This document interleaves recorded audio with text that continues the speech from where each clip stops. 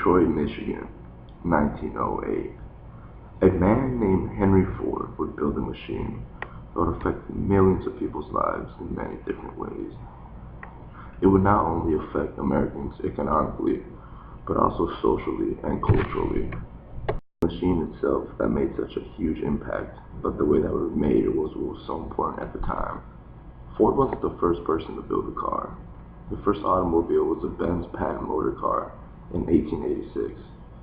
The German engineer Carl Benz was a man who invented the first automobile powered by an internal combustion engine and had a sweet stash.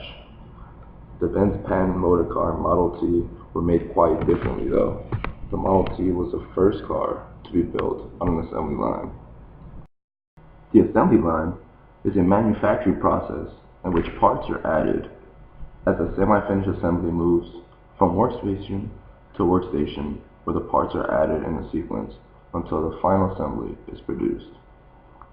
Ford Motor Company were the first ones to implement an assembly line in manufacturing the cars, and it led to mass production of the automobile and other products such as bicycles and sewing machines.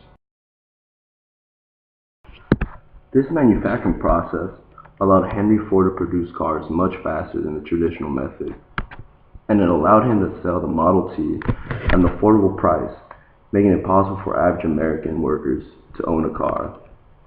The Benz patent motor car was originally around $1,000 in 1886.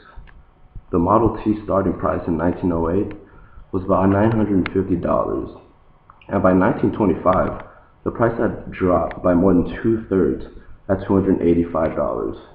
The Model T was available in 3 different body types: a 2-seat runabout, a 5-seat touring car, and a 7-seat town car. They came in any common color but black.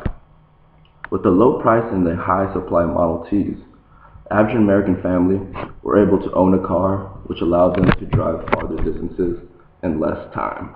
This expanded the options they would have on a day-to-day basis. Having a car also allowed people to work in the city and still live outside of the city. This led to a rise in suburban development and home ownership in the 1920s. The automotive industry was booming after World War, creating jobs in factories and new businesses rising such as gas stations and auto repair shops. New jobs led to people having money, and they wanted to spend it on new things.